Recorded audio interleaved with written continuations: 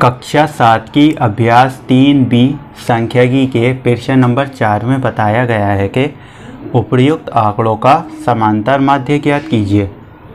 तो समांतर माध्य ज्ञात करने के लिए हमको एक सारणी दे दी है और इस सारणी में दिखाया गया है कि ये शिक्षार्थियों की ऊंचाई दी गई है और ये बारंबारता लिखी है।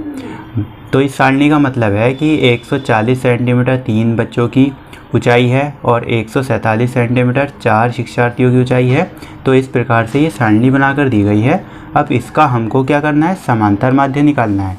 तो मैंने समांतर माध्य का सूत्र पिछले प्रश्न में भी बताया था, तो इसको ध्यान रखना है। जब सारणी दे रखी होती है तो समांतर माध्य का सूत्र देखो ये होता है, समांतर माध्य बराबर होता है समीशन fx बटे समीशन f। ठीक है, इसको जो है ये जो निशान है बना हुआ है इसको समीशन कहते हैं और इसका मतलब है योग, मतलब के ऊपर fx का योग करके रखना है और नीचे f का योग करके रखना है। ठीक है, तो fx का पहले मान निकालना पड़ेगा तभी fx का योग करेंगे। तो fx का मान कैसे निकलेगा, देखिए सबसे पहला काम होता है पहले तो सारणी बनानी है और इसमें क्या करना है f और x की गुणा करा के fx का मान निकालेंगे।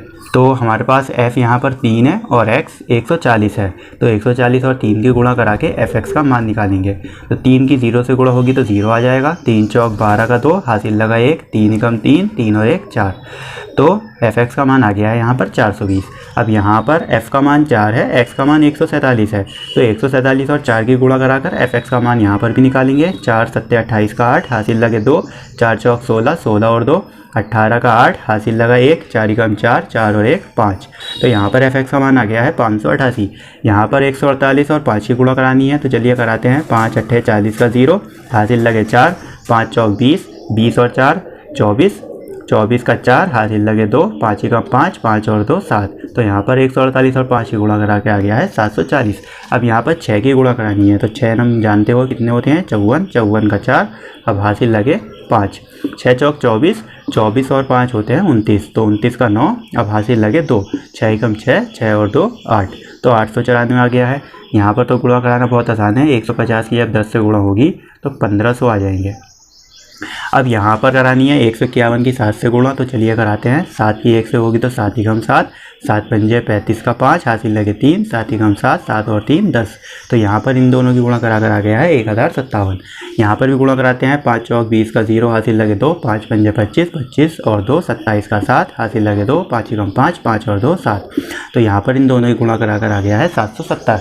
यहाँ पर 4 की गुणा करानी है, तो 4 से कराते हैं। चलिए 4 अट्ठे 32 का 2 हासिल लगे 3, 4 पंजे 20, 20 और 3 23, 23 का 3 हासिल लगे 2, 4 एकम 4, 4 और 2 6। तो यहाँ पर इन दोनों ही गुणा करा कर आया है 632। यहाँ पर 4 की गुणा कराते हैं। चलिए 4 नम 36 का 6 हासिल लगे 3, 4 पंजे 20, 20 और 3 23 का 3 हासिल लगे 2, 4 एकम 4, 4 और 2 6। इन दोनों ही गुणा कराकर 636 आया है। अब यहाँ पर गुणा कराते हैं तो 16 दूनी तो 32 होते हैं और आखिरी का 0 ऐसे उतारना है। तो ये सब गुणा कराकर आ गया है। तो इस तरीके से गुणा कराकर fx का मान निकाल दिया करते हैं। समीशन fx का मान निकालना है अब हमें, तो इन सबको जोड़ना पड़ेगा समीशन fx का मान निकालने के लिए। तो देखिए इन सबको जोड़ते हैं। पहले जोड़ने के लिए ऊपर नीचे रखना पड़ेगा संख्याओं को, तो मैं ऊपर नीचे रख रहा हूँ संख्याओं को।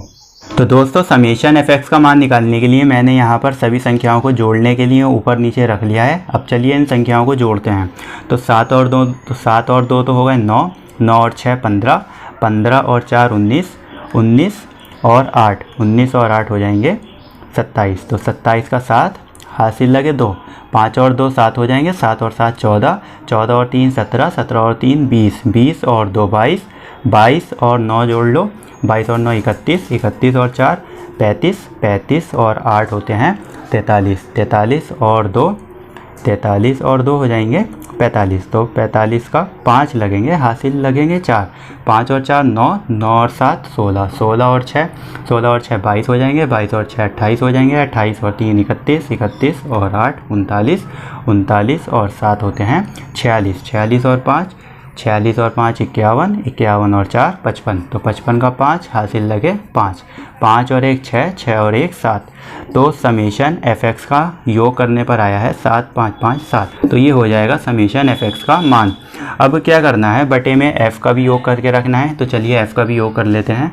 तो समेशन f का मान निकालना बहुत आसान है, बस इनका योग करना है। तो योग करिए, देखिए 3 और 4 7, 7 और 5 12, 12 और 6 18, 18 और 10 28, 28 और 7 35, 35 और 5 40, 40 और 4 44, 44 और 4 48, 48 और 2 50। तो समेशन f का मान आ रहा है 50। अब तो सभी के मान पता चल गए हैं, तो चलिए अब सूत्र में रखते हैं। तो समेशन fx का मान आया है 7557, तो 7557 ऊपर रख देंगे। अब नीचे रखना है समेशन f का मान, तो समेशन f का मान 50 है, 50 को रख देंगे। अब क्या करना है, बस इन दोनों संख्याओं को भाग करनी है, और भाग करना बहुत आसान है, तो चलिए भाग भी कर देते हैं। तो देखिए 7557 को अंदर लिखेंगे और 50 को बाहर लिखेंगे। अब चलिए भाग करते हैं। तो देखिए कितनी बार भाग हो जाएगी, ऐसे एक ही बार भाग होगी, 50 ही कम 50। अब चलिए माइनस करते हैं, 5 में से 0 माइनस होंगे 5, 7 में से 5 घटाएंगे तो 2 आ जाएगा। अब अगली संख्या 5 को उतार देंगे। अब ये 5 बार भाग होगा, 50 पंजे होते हैं 250, तो 250 लिख देंगे, फिर माइनस कर देंगे, 5 में से 0 घटेंगे 5, और ये 25 में 25 घटेंगे तो 0 हो गए। अब अगली संख्या उतरेगी 7, अब ये एक ही बार भाग हो जाएगा, 50 ही कम 50, तो 57 में से 50 घटेंगे तो 7 बचेंगे। अब क्या करेंगे, पॉइंट लगाएंगे, 0 लगा लेंगे। अब एक बार भाग हो जाएगी, 50 ही कम 50, तो 70 में से 50 घटेंगे तो 20 बचेंगे। अब संख्या छोटी हो गई है तो पॉइंट लगा हुआ है, इसकी वजह से 0 आ जाएगा। अभी इससे 4 बार भाग हो जाएगा पूरा, 25 चौका 200, 50 चौका 200। तो देखिए पूरी भाग हो गई है, तो भाग करके आया है 151.14। तो यही हमारा क्या हो जाएगा, समांतर माध्य हो जाएगा। तो प्रश्न नंबर 4 को इस प्रकार से करेंगे, ये हमारा उत्तर है। तो दोस्तों मुझे उम्मीद है कि अभ्यास 3B का प्रश्न नंबर 4 समझ में आ गया होगा। अब हमारी अभ्यास 3B जो है पूरी की पूरी कंप्लीट हो गई है। अब जो है दक्षता अभ्यास की बारी है। दक्षता अभ्यास को हम अगली वीडियो से शुरू करने वाले हैं।